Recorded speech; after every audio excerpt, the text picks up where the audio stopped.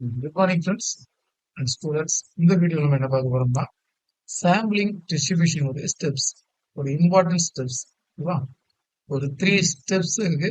இப்போ நம்ம சர்வேல ஒரு ஃபீல்டு ஒர்க்ல இருக்கோம் அப்படின்னா நம்ம சொல்ற எல்லாமே லாஸ்ட் வீடியோல சாம்பிள் டிஸ்ட்ரிபியூஷன் பார்த்தோம், பாப்புலேஷன் பார்த்தோம், மீன் மீடியன் மோட்லாம் பார்த்துருக்கிறோம்.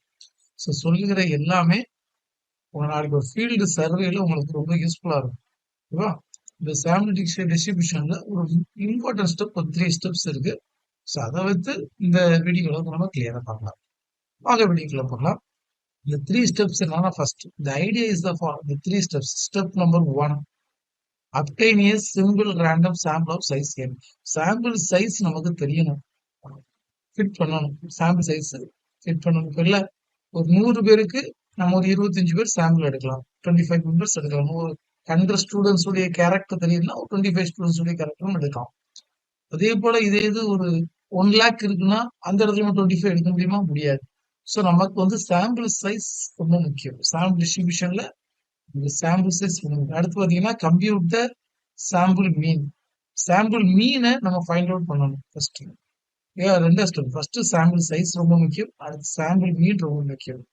ஏன்னா சாம்பிள் மீனை வச்சுதான் அது மீன் மீடியன் மோடு இதெல்லாம் பார்த்தோம்ல. அப்ப மீன் ரொம்ப முக்கியம். ஏன்னா மீன்ல இருந்தா தான் நம்ம ஸ்டாண்டர்ட் டிவிஷன் பிடிக்க முடியும். ஸ்டாண்டர்ட் டிவிஷன் அடிப்படையில் தான் coefficient of variance find out பண்ண முடியும். ஸோ வேரியன்ஸ் ஃபைண்ட் அவுட் பண்ணாதான் நம்ம இந்த இதை பேசிக்கா வச்சுட்டு அடுத்து நம்ம டிஸ்ட்ரிபியூஷன் அப்ளை பண்ணி அனாலிசிஸ் பண்ண முடியும். ஓகேவா? அதனால சாம்பிள் மீன் ரொம்ப முக்கியம். அடுத்து பாத்தீங்கன்னா ஸ்டெப் 3, லாஸ்ட் ஸ்டெப். ஓகேவா?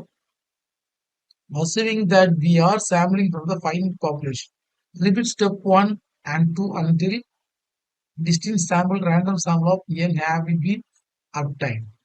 ஸோ இது என்ன, அது ஸ்டெப் 1 ஸ்டெப் 2 ரிப்பீட் பண்ண. எப்பவும் எந்த மாதிரி நேரங்களில் assume the we are the sample population ஃபைனட்டா இன்ஃபைனட்டா ரொம்ப முக்கியம். இருக்குன்னு சொன்னேன். சாம்பிள் டிஸ்ட்ரிபியூஷன் நான் சொல்லும்போது சொன்னேன், பாப்புலேஷன் இன்ஃபைனட்டா இருக்கும்போது நம்ம சாம்பிள் எடுக்கிறோம். ஃபைனட்டா இருந்தாலும் சாம்பிள் எடுக்கலாம், தப்பு இல்லை. ஆனால் இன்ஃபைனட்டா இருக்கும்போது சாம்பிள் எடுத்து அதில் யூஸ் பண்ணிட்டு சாம்பிள் டிஸ்ட்ரிபியூஷன் சொன்னேன். இங்கே என்ன சொல்றோம்னா, ஸோ இந்த ஃபைனட் பாப்புலேஷனா இருக்கும்போது இந்த ரிப்பீட் பண்ணும். ஒரு ஸ்டெப் மறுபடியும் ரிப்பீட் பண்றோம். ஏன்னா இப்போ 1000 ஒரு 1000 ஸ்டூடெண்ட்ஸ் உடைய மார்க்ஸ் இருக்குன்னா, இப்ப நான் சர்வே பண்ணும்போது என்னுடைய பர்பஸ் 100 ஸ்டூடெண்ட்ஸ் எடுப்பேன். இன்னொரு ஆளை சர்வே பண்ணும்போது இன்னொரு 100 ஸ்டூடெண்ட்ஸ் இருப்பாங்க. நான் எடுத்து அதே 100 அவங்க எடுக்கணும்னு கட்டாயம் கிடையாது இல்லையா? ஸோ அந்த டைம்கள்ல ரிப்பீட் பண்ணுவோம். ஸோ அந்த மாதிரி சுச்சுவேஷனையும் நம்ம பார்த்துக்கணும்.